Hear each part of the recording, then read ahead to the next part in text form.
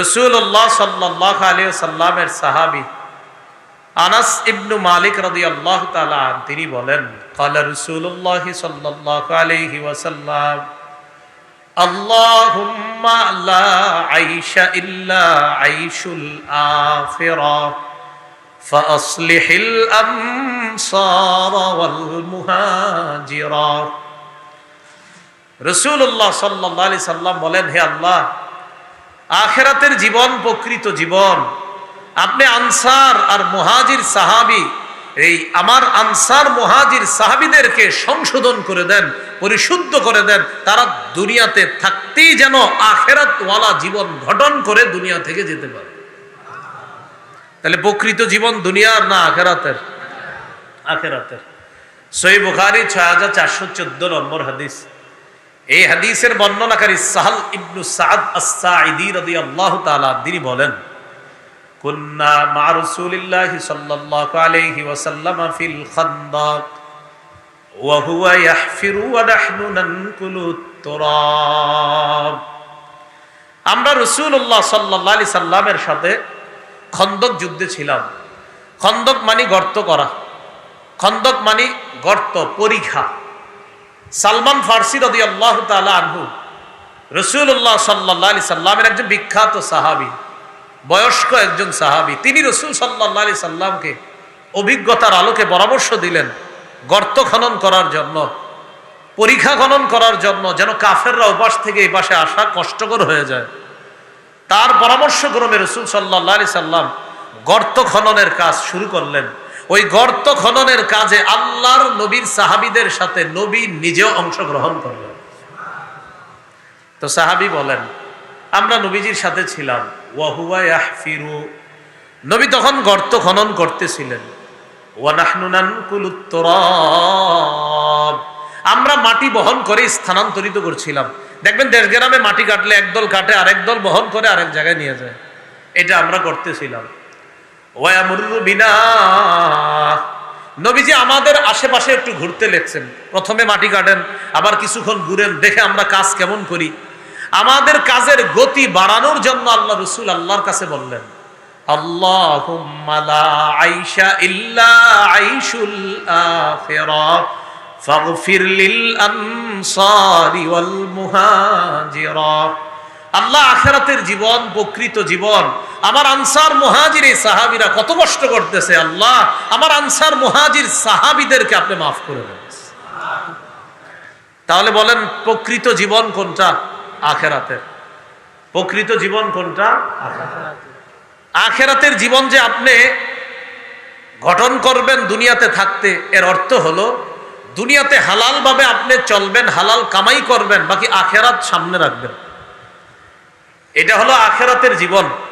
একটা বর্ণনা শুনলে বিষয়টা সহজে স্পষ্ট হবে। সহিহ বুখারীর 6417 নম্বর হাদিসের অধীনে আলী রাদিয়াল্লাহু তাআলা আনহুর একটি বক্তব্য ইমাম বুখারী রাহমাতুল্লাহ আলাইহি আনছেন।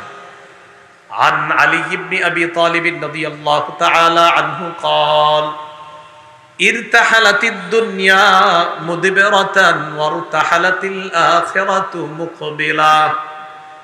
আলী রাদিয়াল্লাহু তাআলা আনহু বলেন, দুনিয়া পিছিয়ে যাচ্ছে, পিছনের দিকে যাচ্ছে, আখিরাত এগিয়ে আসতেছে। দুনিয়া পিছনের দিকে যাচ্ছে মানে দুনিয়ার আয়ু ফুরিয়ে আসতেছে।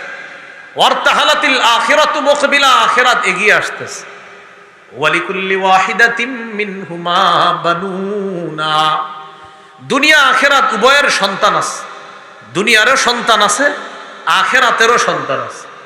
হযরত আলী বলেন, ফাকুনু মিন আবনাইল আখিরাহ, তোমরা আখিরাতের সন্তান হও। ওয়ালা তাকুনু মিন আবনাইদ দুনিয়া, তোমরা দুনিয়ার সন্তান হও না। এর দ্বারা উদ্দেশ্য হলো তোমরা দিনদার হও, দুনিয়াদার হও না। তাহলে দুনিয়া আখিরাত এই দুইটার উদাহরণ দিলেন হযরত আলী। দুনিয়া পিছনের দিকে যাচ্ছে, আখিরাত এগিয়ে আসতেছে, খুব তাড়াতাড়ি আখিরাত আসতেছে। দুনিয়ারও সন্তান আছে, আখিরাতেরও সন্তান আছে। দুনিয়ার সন্তানরা এরা হলো দুনিয়াদার, আখিরাতের সন্তান এরা দুনিয়াতে থাইকাও এরা হলো দিনদার। দিনদার কারা? যে যারা দুনিয়াতে থাইকা হালাল ভাবে দুনিয়া কামাবে ঠিক, কিন্তু আখিরাত ভুলবে না, তারা হলো দিনদার। আর যারা দুনিয়া কামায় আখিরাত ভুলে যায়, তারা হলো দুনিয়াদার। তাহলে দুনিয়া বৈধভাবে কামাবেন, কিন্তু আখেরাত ভুলবেন না, এটা দিনদার। কিন্তু দুনিয়া কামাই করতে গিয়ে আখেরাত ভুলে গেলেন, এটা দুনিয়াদার। আল্লাহ আমাদের সকলকে আখেরাতের সন্তান, দিনদার হওয়ার তৌফিক দান করেন। আরেকটা হাদিস শুনলে স্পষ্ট হবে বিষয়টা। সহিহ বুখারীর 6425 নম্বর হাদিস। এই হাদিসটা শোনার আগে দুইজন সাহাবীর নাম আগে মুখস্থ করতে হবে। আপনারা বলেন আমার সাথে, আবু উবায়দা। একটু মুখস্থ রাখলে চলবে, আমি পুরাটা বলি, যদি পারেন কেউ পুরাটা মুখস্থ রাখেন। বাকি পুরাটা হলো আবু উবায়দা ইবনুল জাররাহ। পুরা নামটা আবু উবায়দা ইবনুল জাররাহ। আপনারা খালি আবু উবায়দা মনে রাখলেই হবে। আরেকজন সাহাবী বলেন আলা, তারও একটা পুরা নাম আছে, আলা ইবনুল হাজরামি। কি নাম? আলা ইবনুল হাজরামি। তো যাও, দুইজনের নামটা হলো, একজনের নাম আবু উবায়দা ইবনুল জাররাহ। আপনারা সাধারণ যারা আছেন শুধু আবু উবায়দা মনে রাখলে হবে। আর আরেকজনের নাম আলা ইবনুল হাজরামি, তার নামটা পুরাটা যদি স্মরণ না থাকে শুধু আলা মনে রাখলে হবে। হাদিস বুঝার আগে একটু বুঝেন। বাহরাইনের নাম শুনছেন না সবাই? অনেকেই বাহরাইন থাকে। বাহরাইনের অধিবাসীর সাথে রাসূল সাল্লাল্লাহু আলাইহি সাল্লামের একটা চুক্তি হয়েছে। সন্ধি চুক্তি করার পর ওই বাহরাইনের গভর্নর বানায় দিলেন নবী তার এক সাহাবীকে। ওই সাহাবীর নাম আলা ইবনুল হাজরামি। গভর্নরের কাজ হলো তিনি মুসলমানদের পাশাপাশি অমুসলিম যারা আছে তাদেরও জানমালের নিরাপত্তা দিতে হবে। এটা হলো সন্ধি চুক্তির একটা শর্ত থাকে। আর অমুসলিম যারা বসবাস করবে তারাও ট্যাক্স দিতে হবে বছরে বছরে, যেটা আমরাও এখনো দেওয়া হয়, ট্যাক্স নিয়ম এখনো আছে। এটাকে বলা হয় জিজিয়া, কর, ট্যাক্স। নবী কি করলেন? ওই ট্যাক্স আনার জন্য নবীর সাহাবী ওই যে আবু উবায়দা ইবনুল জাররাহ তাকে পাঠাইছেন। এবার বুঝে আসছে তো কথাটা? বাহরাইনের গভর্নর বানাইছে আলা রাদিয়াল্লাহু তাআলা। আর ওই গভর্নর যে ট্যাক্স উঠাবে, এই ট্যাক্স আনার জন্য নবী পাঠাইছেন আবু উবায়দা ইবনুল জাররাহ। এবার হাদিসটা শুনুন। সহিহ বুখারীর 6425 নম্বর হাদিস। এই হাদিসের মধ্যে আসছে আন্না রাসূলুল্লাহ সাল্লাল্লাহু আলাইহি ওয়াসাল্লাম বাআসা আবা উবাইদা ইবনুল জাররাহ ইলাল বাহরাইন ইয়াতি বিজিজিয়াতিহা ওয়া ক্বাদ সালাহা রাসূলুল্লাহ সাল্লাল্লাহু আলাইহি ওয়াসাল্লাম আহলাল বাহরাইন ওয়া আমারা আলাইহিমুল আলা ইবনুল হাজরামি। রাসূলুল্লাহ সাল্লাল্লাহু আলাইহি সাল্লাম তার সাহাবী আবু উবায়দা ইবনুল জাররাহকে বাহরাইনে পাঠাইলেন কর আনার জন্য, ট্যাক্স আনার জন্য। বাহরাইনের গভর্নর নবী বানিয়েছিলেন যে সাহাবীকে, তার নাম আলা। আবু উবায়দা ইবনুল জাররাহ বাহরাইন গেলেন, ট্যাক্স নিলেন, নেওয়ার পর আবার বাহরাইন থেকে মদিনায় চলে আসলেন। মদিনায় আসার পর রাতের বেলা তিনি মদিনায় এসে উপস্থিত হয়েছেন। মানে রাতের বেলা বলতে এমন সময় আসছে যে একটু পরেই ফজরের নামাজ। একটু পরে কি নামাজ? যেমন আজকে আমি ঢাকা যেও ফজর পাবো না আমার মনে হচ্ছে, এই জন্য কোথাও ফজর পড়তে হবে। হ্যাঁ, এই জন্য সময়ের প্রতি খুব গুরুত্ব রাখা দরকার আসলে। যাই হোক, আল্লাহ আমাদেরকে বোঝার তৌফিক দান করেন। রাসূলুল্লাহ সাল্লাল্লাহু আলাইহি সাল্লামের সাহাবী আবু উবায়দা ইবনুল জাররাহ তিনি আসলেন মদিনা।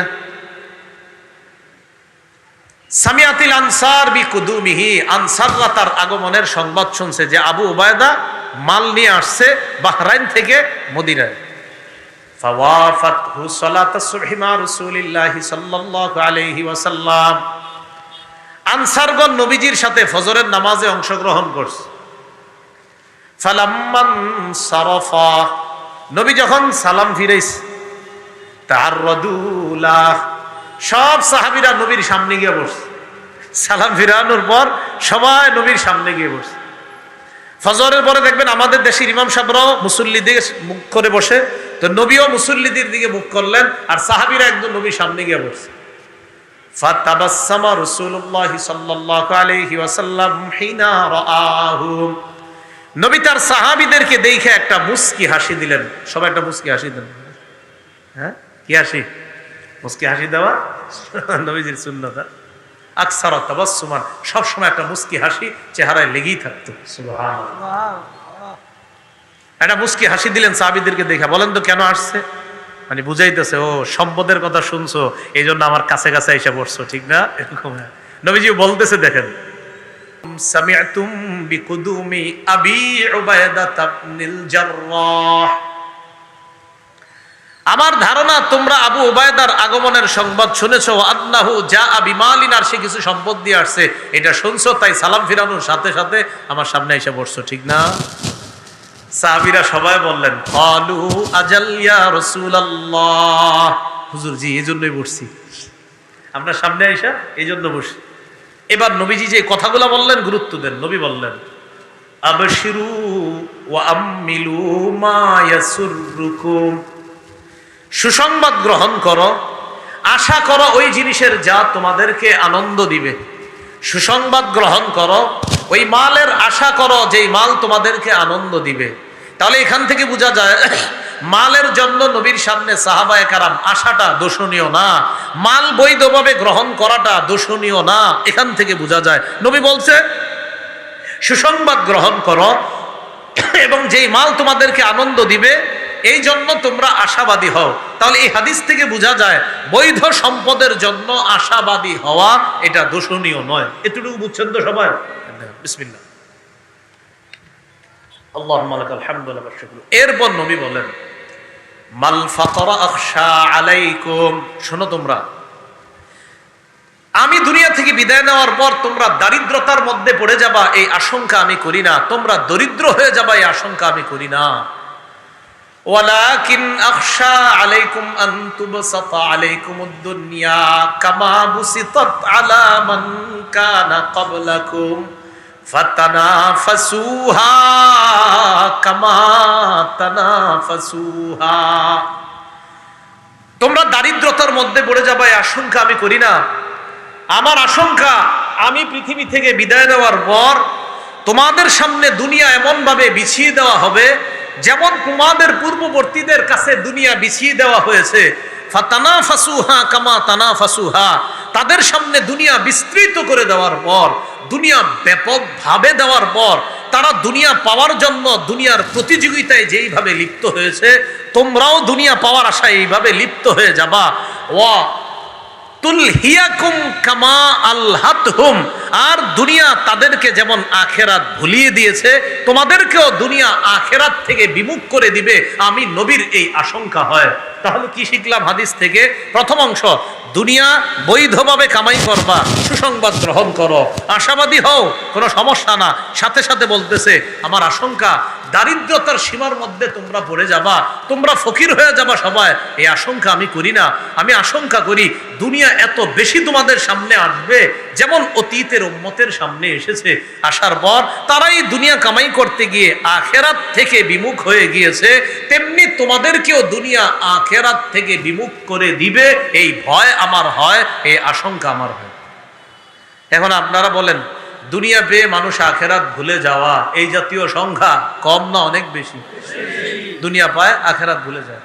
এই কথাটা আল্লাহ 25 পারার শুরু পৃষ্ঠায় বলছে ওয়াইদা আনআমনা আলাল ইনসানি আ'রাদা ওয়া নাআ বিজানিবি ওয়াইদা মাসসাহুশ শাররু ফাযু দুআইন আরিদ। আল্লাহ বলেন আমি যখন মানুষকে নেয়ামত দান করি মানুষ আমার থেকে মুখ ফিরায় নেয়, আমাকে এড়িয়ে চলে। সূরা হামিম আস-সাজদা 51 নম্বর আয়াত, হাফিজি কোরআন মাজিদ 25 পারা 1 নম্বর পৃষ্ঠা, সূরা হামিম আস-সাজদার 51 নম্বর আয়াত। আল্লাহ বলেন ওয়াইদা আনআমনা আলাল ইনসান, আমি যখন মানুষকে নেয়ামত দান করি আ'রাদা, মানুষ আমার থেকে মুখ ফিরিয়ে নেয়, ওয়া নাআ বিজানিবি, ও আমারে পাশ কাইটা চলে।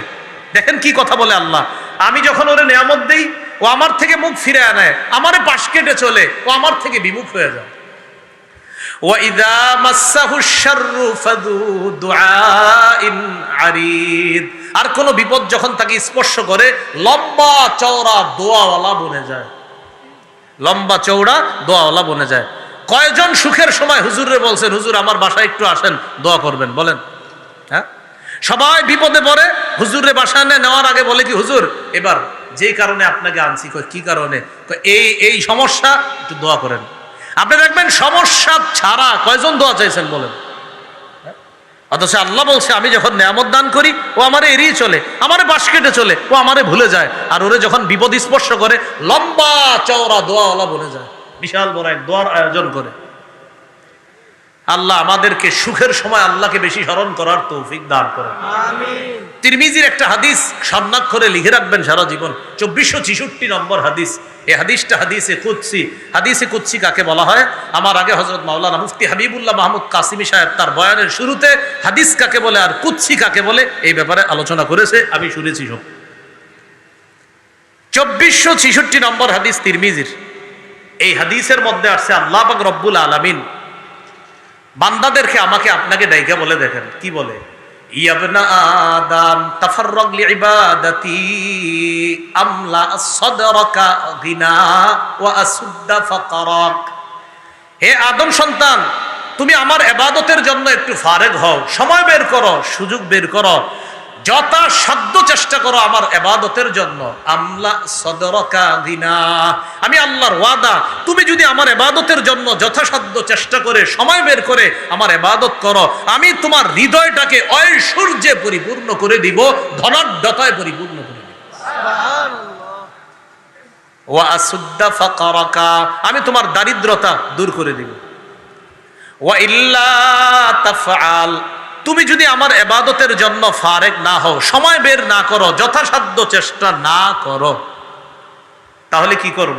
মালাতু ইয়াদাইকা শুগলা, তোমার দুই হাত আমি ব্যস্ততার মধ্যে এমন ভাবে ব্যস্ত করে দিব, তোমার ব্যস্ততা কখনো শেষ হবে না। যত তোমারে হুজুররা দাওয়াত দেয় নামাজ পড়ার জন্য, তুমি শুধু বলবা ব্যস্ত আছি, বিজি আছি, এই ব্যস্ততা তোমার শেষ হবে না যদি আমার ইবাদতের জন্য সময় না দাও। তোমার দুই হাত এমন ব্যস্ততার মধ্যে ফেলায় দিব, ব্যস্ততা কোনোদিন শেষ হবে না। শুধু বলবে আমি ব্যস্ত, আমি ব্যস্ত। ওয়ালাম আসুদ্দা ফাকরাকা, তোমার দারিদ্রতা কোনোদিন দূর করব না। দেখতে আপনি মনে করবেন কোটিপতি, খোঁজ নিয়ে দেখবেন ব্যাংকে লোন আছে 20 কোটি, তার টেনশন দূর হইল কোথায়? আল্লাহ আমাদেরকে বুঝার তৌফিক দান করেন। আমিন। তো আবু উবাইদা ইবনে জাররাহ রাদিয়াল্লাহু তাআলা আনহু যে সম্পদ নিয়ে আসছে, হালাল ভাবে সম্পদ কামাই করা কি নিষেধ? নিষেধ না, নিষেধ হলো আখেরাত ভুলে যাওয়া। আখেরাত সামনে রেখে আমরা যেন দুনিয়াতে চলে আখেরাত ওয়ালা জীবন তথা দিনদার হতে পারি, আল্লাহ তৌফিক দান করেন। এই বুখারীর বর্ণনা 6415 নম্বর হাদিস। প্রকৃত জীবনে যদি জান্নাত পেয়ে যাই, এই জান্নাতের চাবুক রাখার একটা জায়গার ব্যাপারে রাসূল বলেন, ক্বালা রাসূলুল্লাহ সাল্লাল্লাহু আলাইহি ওয়াসাল্লাম, মাউদিউ সাউতিন ফিল জান্নাতি খায়রুম মিনাদ দুনিয়া ওয়া মা ফিহা। জান্নাতে চাবুক পরিমাণ জায়গা দুনিয়া আর দুনিয়াতে যা কিছু আছে সব কিছুর চাইতে উত্তম। আখিরাতের প্রকৃত জীবন যেন আমরা কামাই করতে পারি, আল্লাহ তৌফিক দান করেন। সহিহ বুখারীর 6416 নম্বর হাদিস। এই হাদিসের বর্ণনাকারী আব্দুল্লাহ ইবনে ওমর রাদিয়াল্লাহু তাআলা আনহুমা, তিনি বলেন, আখাযা রাসূলুল্লাহ সাল্লাল্লাহু আলাইহি ওয়াসাল্লাম বিমানকিবি, রাসূলুল্লাহ সাল্লাল্লাহু আলাইহি সাল্লাম আমার কাঁধ ধরলেন। কোন কোন নুসখায় আছে বিমানকিবিয়া, আমার দুই কাঁধ ধরলেন।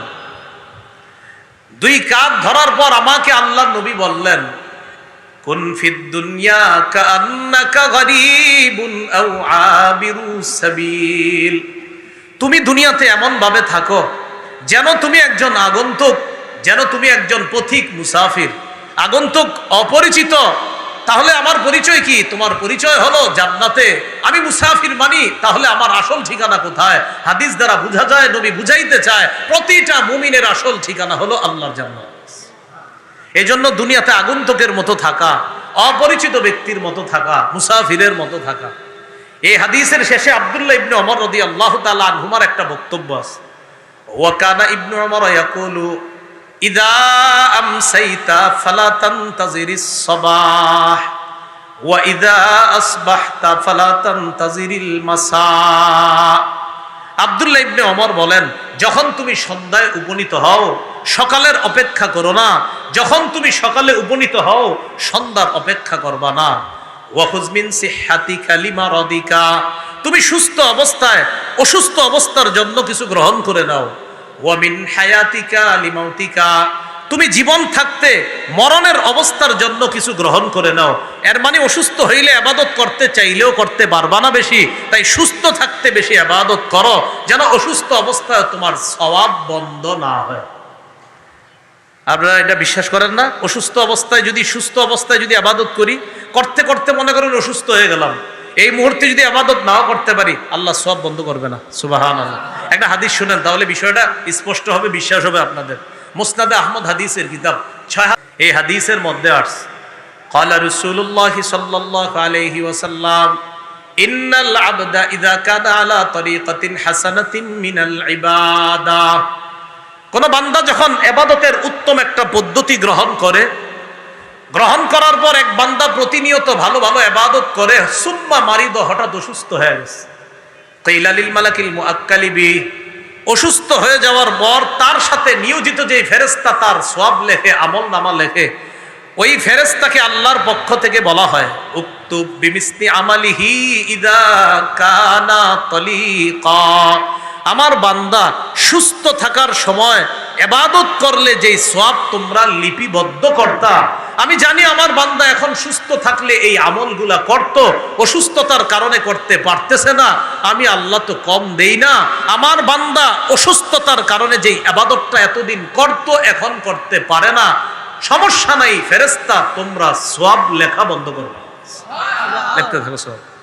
এই হাদিস থেকে আমরা শিখলাম, প্রিয় ভাইয়ারা, অসুস্থ অবস্থার আগে সুস্থ অবস্থার সময় কিছু গ্রহণ করা। তাই রাসূলুল্লাহ সাল্লাল্লাহু আলাইহি সাল্লাম, মুস্তাদরাকে হাকিম বাইহাকির একটা বর্ণনা আসছে, ক্বালা রাসূলুল্লাহ সাল্লাল্লাহু আলাইহি ওয়াসাল্লাম, ইগতানিম খামসান ক্বাবলা খামসিন, পাঁচটি বিষয়ের আগে পাঁচটি বিষয়কে মূল্যায়ন করো।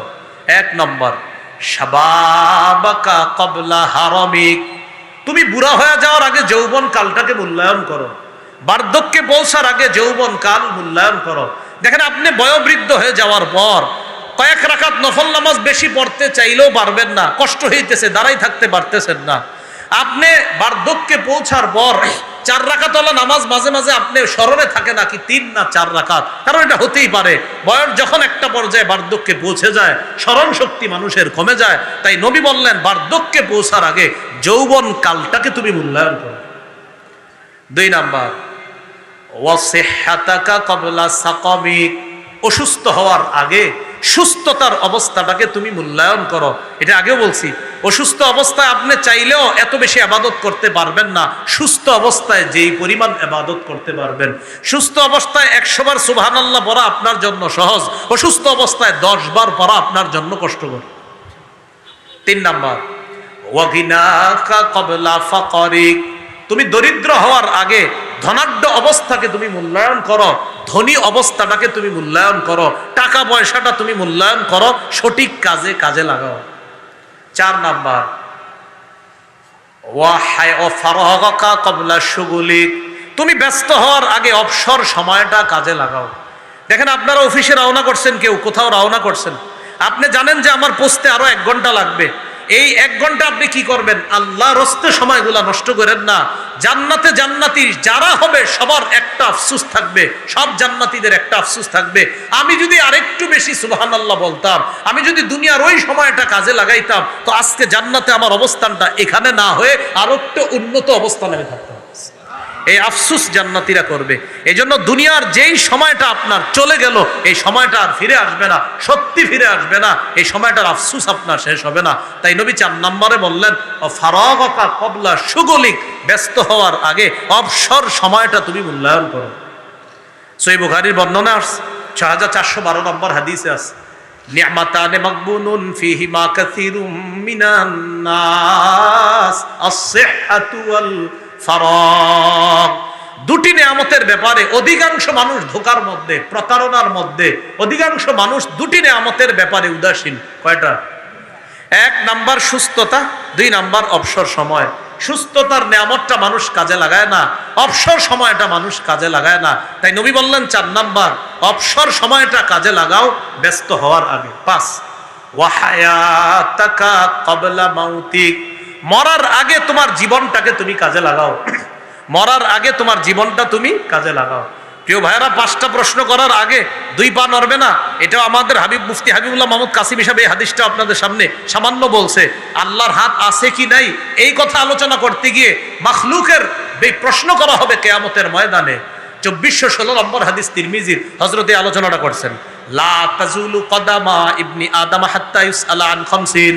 5 প্রশ্ন করার আগে আদম সন্তানের 2 পা নড়বে না। হযরত বুঝাইতেছিলেন এই 5 প্রশ্নের মধ্যে আল্লাহ কেমন, আল্লাহর হাত আছে না নাই, এই প্রশ্ন কি আছে, এটা বুঝাইতেছিলেন সবাই, ঠিক না? আমি কিন্তু বয়ান শুনতেছিলাম। এই 5 প্রশ্ন করার আগে আদম সন্তানের 2 পা নড়বে না। 1 নাম্বার আন উমরিহি ফিমা আফনা, জীবন সম্পর্কে প্রশ্ন করা হবে, জীবন কোন কাজে কাটিয়েছে। 2 নাম্বার ওয়া আন শাবাবিহি ফিমা আবলা, যৌবন সম্পর্কে প্রশ্ন করা হবে, যৌবন সে কোথায় বিনাশ করেছে। 3 নাম্বার ওয়া আন মালিহি মিন আইনা ইকতাসাবা, সম্পদ সম্পর্কে জিজ্ঞাসা করা হবে, সম্পদ সে কোথা থেকে কামাই করেছে। 4 নাম্বার ওয়া ফিমা আনফাকা, সম্পদ সে কোন খাতে ব্যয় করেছে, এই প্রশ্ন করা হবে। 5 নাম্বার ওয়া আন ইলমিহি বিমাযা আমিলা ফিমা আলিমা, ইলম সম্পর্কে জিজ্ঞাসা করা হবে, ওয়াজ মাহফিলে আইসা যা জানছেন তা মানছেন কিনা, এই ব্যাপারে হবে 5ম প্রশ্ন। মাহফিলে আসছেন না আপনারা, যা জেনেছেন তা মেনেছেন কিনা, এই প্রশ্ন হবে 5 নাম্বার। তো বলছিলাম দুনিয়ার জীবন আসল জীবন না, প্রকৃত জীবন আখেরাতের জীবন। এই আখেরাতের প্রকৃত জীবনটা যেন আমরা সবাই গ্রহণ করতে পারি, আল্লাহ তৌফিক দান করেন। এই জন্য বলেন আমার সাথে, ধোঁকা খাওয়া যাবে না। বলেন বলেন, দুনিয়া কামাই করতে গিয়ে ধোঁকায় পড়া যাবে না। ধোঁকা হলো আখেরাত ভুলে যাওয়া। তাহলে দুনিয়া কামাই করা দূষণীয় না, হালাল ভাবে কামাই করা দূষণীয় না, বাকি কামাই করতে গিয়ে ধোঁকা খাওয়া যাবে না। হুজুর ধোঁকা খাওয়া কি? দুনিয়া কামাই করতে গিয়ে আখেরাত ভুলে যাওয়া, এটা ধোঁকা খাওয়া। সহিহ বুখারীর একটা হাদিস শুনেন, 6433 নম্বর হাদিস। এই হাদিসের বর্ণনাকারী উসমান ইবনে আফফান রাদিয়াল্লাহু তাআলা, তার থেকে হাদিসটা বর্ণনা করছেন হুমরান ইবনে আবান। এখানে অনেক ওলামা হযরত আছেন, মূল মতনে আছে আন্না আবান, ইমাম বুখারী শেষে বইলা দিছে এই ইবনে আবান দ্বারা উদ্দেশ্য হুমরান ইবনে আবান। এই হুমরান ইবনে আবান বলেন, আতাইতু রাসূলুল্লাহ আতাইতু উসমান ইবনে আফফান বিতুহুরিন, আমি হযরত উসমান গনির কাছে ওযুর পানি নিয়ে আসলাম। ওয়া হুয়া জালিসুন আলাল মাকআইদি, তিনি আসনে বসা ছিলেন। ওযুর পানি নিয়ে আসার পর আমি তাকে দিলাম, তিনি ওযু করতে লাগলেন। ফাতাওয়াদ্দাআ ফাআহসানাল উযুআ, সুন্দরভাবে ওযু করলেন। ওযু করার পর হযরত উসমান বললেন, রাআইতুন নাবিয়্যা সাল্লাল্লাহু আলাইহি সাল্লাম তাওয়াদ্দাআ, আমি নবীজিরে ওযু করতে দেখছি, ফি হাযাল মাজলিসি, এই মজলিসে, এই বৈঠকে, এখানেই নবীরে আমি ওযু করতে দেখছি। ফাআহসানাল উযুআ, সুন্দরভাবে ওযু করেছেন। এরপরে শুনেন, নবী বলেছেন, মান তাওয়াদ্দাআ মিসলা হাযা, আমার এই ওযুর মতো আমার যেই উম্মত ওযু করবে, সুম্মা আতাল মসজিদে, অতঃপর মসজিদে আসবে, সুম্মা রাকাআ রাকাতাইন, অতঃপর 2 রাকাত নামাজ পড়বে, সুম্মা জালাসা, এরপর বসবে, গফিরা লাহু মা তাকদ্দামা মিন যামবি, তার আগের সব গুনাহ মাফ করে দেওয়া। সুবহানাল্লাহ। এটা দুখুলুল মসজিদ উদ্দেশ্য হতে পারে। আমরা এই সুন্নতটা সবাই ভুলে গেছি। ওযু করে মসজিদে গিয়ে প্রবেশ করেই 2 রাকাত নামাজ, এই সুন্নাহটা সবাই ভুলে। শরীয়তপুর ওলামা পরিষদের উদ্যোগে মাহফিল, ওলামা হযরত সহ সবাইকে আমি উদাত্ত আহ্বান জানাই, জুমার দিন আপনারা যখন মসজিদে অনেক আগে আগে আসেন, 2 রাকাত নামাজ পড়বেন ইনশাআল্লাহ। কারা কারা পড়বো ইনশাআল্লাহ? এই হারিয়ে যাওয়া সুন্নতটা ইনশাআল্লাহ আমরা জিন্দা করবো তো ইনশাআল্লাহ। পরে প্রায় মানুষ ভোর যাচ্ছে, বসে যাচ্ছে, ঢুকতেছে, বসে যাইতেছে। অনেকে তো মাশাআল্লাহ 11:30টায় চলে আসে, 11:15টায় চলে আসে। হুজুর তো আলোচনা শুরু করে 12:25, 30, লম্বা সময় আপনি মসজিদে বসে আছেন। তো যখন ঢুকলেন, ঢুকেই 2 রাকাত নামাজ পড়বেন, নামাজের আগে বসবেন না, 2 রাকাত নামাজ পড়বেন, এরপর বসবেন।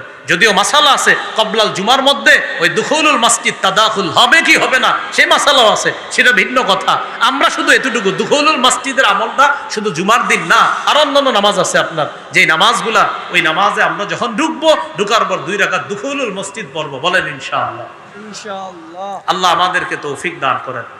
এরপরে কবলাল জুমা 4 রাকাত, এটা আদায় করলেন। যদিও মুফতিয়ানে কেরাম বলেন যে কবলাল জুমার মধ্যেই দুখুলুল মসজিদ তাদাখুল হবে কি হবে না, এই নিয়ে তাদের চমৎকার আলোচনা আছে। আমি আবার ফিকহি আলোচনা করি না, এটা আমাদের আবরার ভাইয়ের আলোচনা। মাশাআল্লাহ, আল্লাহ তৌফিক দান করেন, হায়াতে বরকত দান করেন। তো বলছিলাম, রাসূলুল্লাহ সাল্লাল্লাহু আলাইহি সাল্লাম বলেন, আমার মতো ওযু করবে, করার পর মসজিদে যাবে, যাওয়ার পর 2 রাকাত নামাজ পড়বে, নামাজ পড়ার পর এরপর বসবে, তার আগের সব গুনাহ মাফ করে দেওয়া হবে। এরপর নবী যেটা বললেন, হাদিসের শেষে নবী বলেন, শোনো, লা তাগতাররু, তোমরা ধোঁকা খাও না। হাদিসের শেষে নবী বলেন, তোমরা ধোঁকা খাও না। এই হাদিস শুধু লা তাক্তাররু দ্বারা ইমাম বুখারী তরজমাতুল বাবের সাথে শুধু লা তাক্তাররুকে মিলাইছে, আর পুরা হাদিস আনছেন শুধু লা তাক্তাররুকে উনি শিরোনামের সাথে মিলাইছে যে দুনিয়ার ধোকায় পড়ে এমন ধোকা খাওয়া যাবে না যে ধোকা আমাদেরকে আখিরাত থেকে বিমুখ করে দেয়। তাহলে বলেন তো, ওলামা ছাড়া অন্য সাধারণরা বলেন দুনিয়া হালালভাবে কামাই করা কি নিষেধ?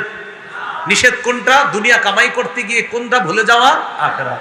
তবে কামাই করা দোষণীয় না, দোষণীয় সেটা দুনিয়া কামাই করতে গিয়ে আখিরাত ভুলে যাওয়া। তাহলে আমরা আখিরাত কোনোভাবেই ভুলা যাবে না, ঠিক আছে না ইনশাআল্লাহ? এই জন্য ওলামায়ে হযরতদের অনুষ্ঠান এটা, তাদের সোহবতে বেশি বেশি যাবেন। এই জামানায় মুসলমান ভাইয়ারা যত বেশি আলেমদের সান্নিধ্যে যাবেন তত লাভ হবে, কারণ এটা এমন এক সময় চলতেছে যে সময়টা হলো আপনার বরকত হয় না। তিরমিজির বর্ণনা 2332 নম্বর হাদিসে আল্লাহ রাসূল বলেন, লা তাকুমুস সাআ হাত্তা ইয়াতাকারাবা জামান, কিয়ামত ততক্ষণ হবে না যতক্ষণ সময় পরস্পর সংকুচিত না হবে। নবী বলেন, হাত্তা তাকুনা সানাতু কাশ-শাহরি, বছর হয়ে যাবে মাসের মতো, ওয়া শাহরু কাল জুমআ, মাস হয়ে যাবে সপ্তাহের মতো, ওয়া তাকুনুল জুমআতু কাল ইয়াউম, সপ্তাহ হবে একদিনের মতো, ওয়া ইয়াকুনুল ইয়াউমু কাস-সাআ, একদিন হবে এক ঘন্টার মতো, ওয়া তাকুনুস সাআতু কাদ-দারমাতি বিন-নার, ঘন্টা হবে অগ্নিস্ফুলিঙ্গের মতো, আগুন হঠাৎ উপরে গেছে আবার নামছে, ঘন্টা এত তাড়াতাড়ি চলে যাবে। খতিব সাহেবদেরকে জিজ্ঞাসা করেন, জুমা আজকে পড়ায়, আবার 2 দিন পরে এসে পড়ে জুমা। হ্যাঁ, ওনাদের বিবিরা স্মরণ করায় দেয় বৃহস্পতিবারে, কালকে তো জুমা, কালকে জুমা, মানে অর্থাৎ সময় আপনার এখন বরকত পাওয়া যাচ্ছে না। আপনি এই জন্য দেখবেন রমজান মাস কাটাইছি না আমরা, হঠাৎ দেখবেন প্রথম তারাবি শুরু হয়ে গেছে এরকম। তো এই জন্য আলেমদের সোহবতে যত বেশি যাওয়া যায়। সহিহ বুখারীর 6434 নম্বর হাদিস, নবী বলেন, ইয়াযহাবুস সালিহুন আল আউয়াল ফাল আউয়াল, নেককাররা একে একে চলে যাবে। নবী বলেন, নেককাররা একে একে চলে যাবে। তাবকা হুফালাতুন কাহফালাতিশ শাঈরি আওয়াত তামর, খেজুর আর জবের অব্যবহার্য অংশ যেমন, খেজুরের অব্যবহার্য যেই অংশগুলা যেমন পড়ে থাকে, মানুষগুলা হয়ে যাবে এমন ওই অব্যবহার্য অংশের মতো হয়ে যাবে। দামি মানুষ দুনিয়াতে থাকবে না, নেককাররা একে একে চলে যাবে। 2020 সাল থেকে একটু দেখেন আমাদের দেশের উলামায়ে কেরাম কি পরিমাণ, আমাদের শেখুল ইসলাম রহমতুল্লাহ আলাইহি সহ কি পরিমাণ উলামায়ে কেরামের বিদায়। 2012 থেকে আপনার শুরু হয়েছে, শেখুল হাদিস রহমতুল্লাহ আলাইহি গেলেন, 2 মাস ব্যবধানে আমিনী রহমতুল্লাহ আলাইহি চলে গেলেন। এরপর মোটামুটি অনেকদিন আমরা মুরব্বীদের মাথা হাতে ছিলাম, কিন্তু আস্তে আস্তে আপনার কাজী মুতাসিম বিল্লাহ রহমতুল্লাহ আলাইহি সহ 2020-এ আপনার অনেক মুরব্বীদেরকে আমরা হারিয়ে ফেলেছি। এই জন্য ভাই, ইয়াযহাবুস সালিহুন আল আউয়াল ফাল আউয়াল, নেককাররা একে একে চলে যাবে। তাই নেককার মানুষ দুনিয়াতে উলামায়ে কেরাম যারা আছে তাদের সান্নিধ্যে যান, তাদের কাছে যান। ওলামা, তুলাবা, সুলাহা, আওয়াম সবার মাঝে একটা মহব্বত তৈরি করেন। খতিব সাহেবের কাছাকাছি গিয়ে বয়ান শুনবেন প্রতি জুমায়, সবার আগে আগে মসজিদে যাবেন, আজান পড়ার পর সবার আগে আগে মসজিদে যাবেন। এইভাবে আমরা প্রতিটা সময়কে আমরা মূল্যায়ন করব। বলেন সবাই ইনশাআল্লাহ। মূল্যায়ন করব তো সবাই ইনশাআল্লাহ। আল্লাহ তৌফিক দান করেন। তাহলে একটু সর্বশেষ প্রশ্ন করি, বলেন তো প্রকৃত জীবন কোন জীবন? দুনিয়া হালালভাবে কামাই করা নিষেধ, হালালভাবে কামাই করতে গিয়ে কি ভুলে যাওয়া নিষেধ? আল্লাহ আমাদের সকলকে দুনিয়ার সামনে রেখে নয়, বরং আখিরাত সামনে রেখে যেন দুনিয়াতে আমরা চলতে পারি। আল্লাহ তৌফিক দান করেন। সুবহানাল্লাহি ওয়া বিহামদিহি, সুবহানাকাল্লাহুম্মা ওয়া বিহামদিকা, আশহাদু আল্লা ইলাহা ইল্লা আনতা আস্তাগফিরুকা ওয়া আতুবু ইলাইক। একটা ঘোষণা দেওয়ার জন্য বলা হয়েছে, মিম্বরের আমানত আমার সংকলন, এটা পঞ্চম ষষ্ঠ খণ্ডও বের হয়েছে। আগে ছিল 4 খণ্ড, এখন পঞ্চম ষষ্ঠ খণ্ড অনলাইনে পাওয়া যায়। আপনাদের যাদের লাগবে অনলাইন থেকে সংগ্রহ করবেন। পঞ্চম খণ্ডের আলোচনা হলো ইসলামের প্রথম ভিত্তি নিয়ে, ষষ্ঠ খণ্ডের আলোচনা ইসলামের দ্বিতীয় ভিত্তি মানে নামাজ নিয়ে আলোচনা। আজকে একদল তারা এখানেও নিয়ে এসেছে কিতাবগুলা, তো অনলাইনে যেই টাকায় পান এখান থেকে হয়তো তারা আরো কমে দিয়ে দেয়। তো আপনাদের যাদের লাগবে, এখানে ওরা গাড়িতে নিয়ে এসেছে, বাকি গাড়িটা যেই গাড়িতে নিয়ে এসেছে ওই গাড়িটা আবার আমি নিয়ে এসেছি, এই জন্য গাড়ি থেকে সংগ্রহ করতে গিয়ে গাড়ির কাজ ভাঙা যাবে না, ঠিক আছে? তো এই জন্য আপনারা গাড়ি থেকে যদি সংগ্রহ করেন ওদের থেকে সংগ্রহ করতে পারেন। প্রথম খণ্ডটা যারা নেবেন স্বামী স্ত্রী একদম মুখস্থ করে ফেলবেন। আমি বারবার বলি 64টা অধিকার সন্তানের প্রথম খণ্ডে, এটা একদম জামাইবু মুখস্থ করে ফেলবেন, ওই আলোকে সন্তানকে বড় করবেন। দ্বিতীয় খণ্ডে শিরিক, বেদাত, কুফর, তাওহীদ। তৃতীয় খণ্ডে হালাল হারাম। চতুর্থ খণ্ডে স্বামীর 24টা অধিকার, স্ত্রীর 19টা অধিকার। পঞ্চম খণ্ডে ইসলামের প্রথম ভিত্তি। আমাদের মুফতি হাবিবুল্লাহ মাহমুদ কাসিমি সাহেব যে বিষয় নিয়ে আলোচনা করেছেন এটা পঞ্চম খণ্ডের আলোচনা, অর্থাৎ হুজুর তো আলোচনা করেছেন আপনার ওমা তাশাউনার উপর ইমানে মুফাসসাল আর মুজমাল নিয়ে, তো ওখানে বিস্তারিত আলোচনা আছে। আর ষষ্ঠ খণ্ডের আলোচনা হলো ইসলামের দ্বিতীয় ভিত্তি নামাজ নিয়ে আলোচনা। আল্লাহ আমাদের সকলকে আজকে যে আলোচনাগুলো শুনলাম বললাম আমল করার তৌফিক দান করেন। আলহামদুলিল্লাহ রাব্বিল আলামিন ওয়াল আকিবাতু লিল মুত্তাকিন ওয়াসসালাতু ওয়াসসালামু আলা সাইয়্যিদিল আমবিয়া ওয়াল মুরসালিন ওয়া আলা আলিহি ওয়া আসহাবিহি আজমাইন। রব্বানা যালামনা আনফুসানা ওয়া ইল্লাম তাগফির লানা ওয়া তারহামনা লানাকুনান্না মিনাল খাসিরিন। রব্বিরহামহুমা কামা রব্বায়ানি সগীরা রব্বিরহামহুমা কামা রব্বায়ানি সগীরা। মাবুদ মেহেরবান মাওলা, আল্লাহ মেহেরবানি করে আজকের এই মাহফিলকে আপনি কবুল করেন। উলামায়ে কেরামের আয়োজনকে আপনি কবুল করেন। আল্লাহ উলামায়ে কেরামের এই আহ্বানে এলাকাবাসীর সর্বশ্রেণীর মুসলমানরা স্বতঃস্ফূর্তভাবে সাড়া দিয়েছে মাওলা, মেহেরবানি করে তাদের এই মোহাব্বত আপনি কবুল করে নেন। আল্লাহ উলামায়ে কেরামের সাথে তাদের এই লেগে থাকা, তাদের এই সম্পৃক্ততা, তাদের এই ভালোবাসা আরও যেন মজবুত হয় মাওলা। ভবিষ্যতে উলামায়ে হজরত যেন এই মানুষগুলোকে নিয়ে আরো বেশি বেশি কাজ করতে পারে তৌফিক দান করেন। আল্লাহ এলাকার উলামা তুলাবা সুলাহা আওয়াম সকলকে কবুল করে নেন। আল্লাহ আমার পূর্বে যারা আলোচনা করেছে, বিশেষ করে হযরত মাওলানা মুফতি হাবিবুল্লাহ মাহমুদ কাসিমি দামাত বরকাতুহুম, তিনি আমাদের এই দেশের আল্লাহ প্রথম সারির উলামায়ে কেরামদের একজন। হযরত সহ আমাদের দেশের বুজুর্গ আলেম যারা এখনো বেঁচে আছে মাওলা, আল্লাহ তাদেরকে হায়াতে তয়্যিবা দান করেন। আল্লাহ দিনের দিন তো আমরা বুজুর্গ শূন্য হয়ে যাচ্ছি মাওলা, অভিভাবক শূন্য হয়ে যাচ্ছি মাওলা। আল্লাহ মাঝে মাঝে যখন চিন্তা করি কি আশ্চর্যের বিষয়, আমাদের দেশেই তো হাফিজজি হুজুর ছিলেন, আমাদের দেশেই তো পীরজি হুজুর ছিলেন, আমাদের দেশেই তো পাহাড়পুরি রহমতুল্লাহ আলাই ছিলেন, আমাদের দেশেই গর্ব করার মতো শাইখুল হাদিস ছিলেন, আমাদের দেশের সিংহ আল্লামা মুফতি আমিনী ছিলেন। আল্লাহ আমাদের দেশের আল্লাহ প্রথিত দশা আলেম দ্বীন হযরত মাওলানা কাজী মুতাসিম বিল্লাহ, তিনি ছিলেন ফকিহুল মিল্লাহ। মুফতি আব্দুর রহমান রহমতুল্লাহ আলাইহি ছিলেন শাইখুল ইসলাম, আল্লামা আহমদ শফি রহমতুল্লাহ আলাইহি ছিলেন কায়েদে বিল্লাহ। হাফেজ মাওলানা জুনায়েদ বাবুনগরী রহমতুল্লাহ আলাইহি ছিলেন। আল্লাহ গর্ব করার মতো কত আলেম আমাদের দেশে ছিল মাওলা, তারা ছিলেন কিন্তু এখন নাই মাওলা। আল্লাহ মেহেরবানি করে তাদের কবরগুলা জান্নাতের বাগান বানায় দেন। আল্লাহ তাদের কবরগুলা জান্নাতের বাগান বানায় দেন।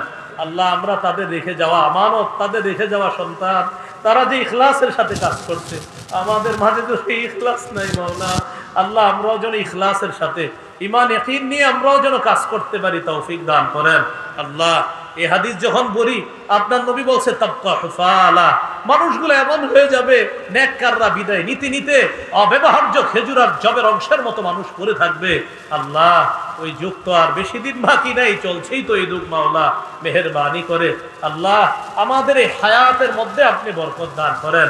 ছোট্ট একটা জীবনে এরপরেও কত গুনাহে লিপ্ত হয়ে যায় মাওলা, মেহেরবানি করে সমস্ত গুনাহ থেকে আমাদেরকে হেফাজত করেন।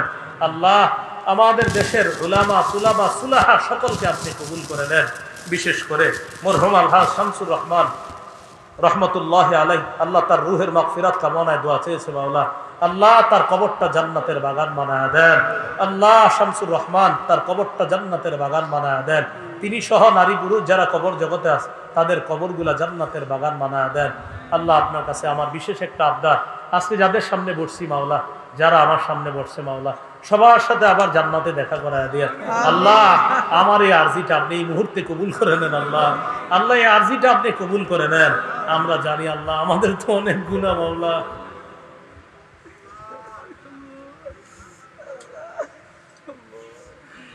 আল্লাহুম্মা আনতা আনতা ওয়া নাহনু নাহনু আনতাল আওয়াদু বিল মাগফিরা ওয়া নাহনুল আওয়াদু বিয-যাম।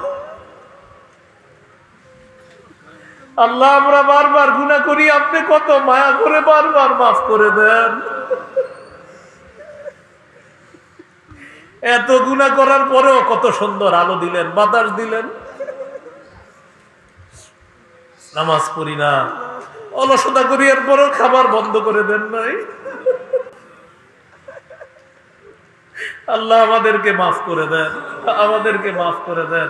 আজকে থেকে সকলকে 5 ওয়াক্ত নামাজি বানায় দেন। আল্লাহ সকলকে 5 ওয়াক্ত নামাজি বানায় দেন। আল্লাহ সকলকে 5 ওয়াক্ত নামাজি বানায় দেন। আল্লাহ সকলকে 5 ওয়াক্ত নামাজি বানায় দেন। ঈমান ইসলাম তাওহীদের উপর অটল থাকার তৌফিক দান করেন। আল্লাহ ঈমান নিয়ে যেন বাঁচতে পারি, মুসলমান পরিচয় যেন ভরতে পারি তৌফিক দান করেন। আল্লাহ ফিলিস্তিনের মুসলমানদেরকে হেফাজত করেন। গাজার মুসলমানদেরকে হেফাজত করেন, সকল ষড়যন্ত্র থেকে আমাদের এই দেশের মানুষকে হেফাজত করেন আল্লাহ। পার্বত্য অঞ্চলকে আপনি হেফাজত করেন আল্লাহ। আমাদের মুফতি হাবিবুল্লাহ মাহমুদ কাসিম সাহেব শেষের দিকে যে গুরুত্বপূর্ণ কথাগুলো বলেছে মাওলা, এই কথার গুরুত্ব অনুধাবন করে আমাদের দেশের উলামায়ে কেরাম সহ সর্বস্তরের মুসলমানরা যেন একজোট হয়ে এই ষড়যন্ত্রের মোকাবেলা করতে পারে তৌফিক দান করেন আল্লাহ। আমাদের দোয়া আপনি কবুল করেন আল্লাহ। আমি মুসাফির মানুষ, ঢাকার উদ্দেশ্যে রওনা করব, সহি সালেমে নিরাপদে পৌঁছায়া দিয়েন। আমার মতো অনেকে তাদের গন্তব্যে রওনা করেছে, করতেছে, করবে মাওলা। সকলকে নিরাপদে আপন গন্তব্যে পৌঁছায়া দেন আল্লাহ। আমাদেরকে মাফ করে দেন।